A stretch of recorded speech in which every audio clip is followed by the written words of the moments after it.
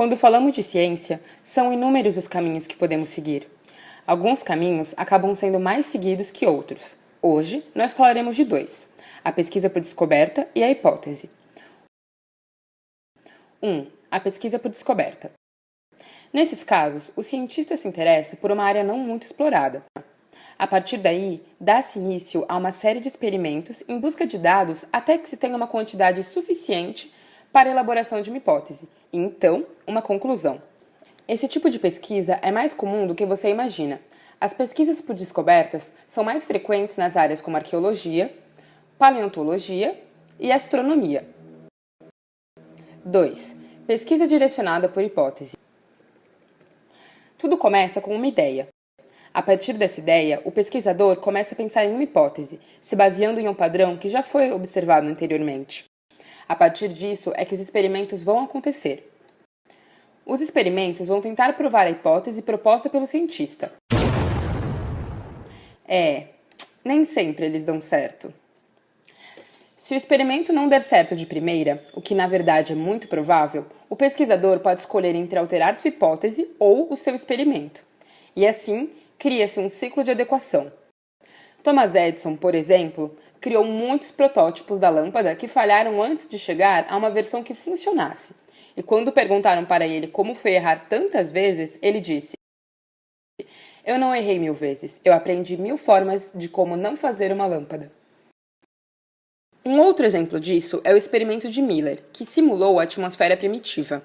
Mesmo partindo de uma área desconhecida e misteriosa, Miller formulou uma hipótese de como seria a atmosfera no início dos tempos.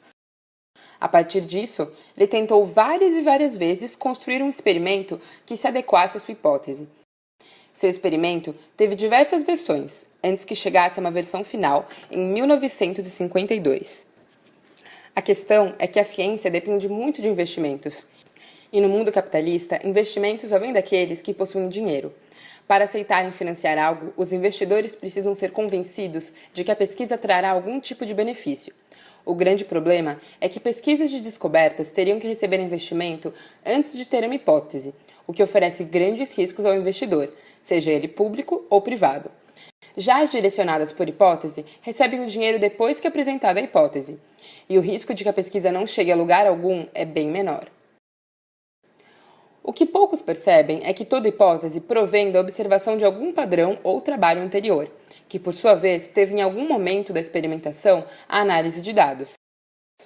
Esse trabalho anterior pode não ter nada a ver com o trabalho do cientista que o lê, mas por causa de dados que já foram apresentados, o cientista vive novas experiências e só então uma hipótese é criada em cima do que já foi levantado pelos dados.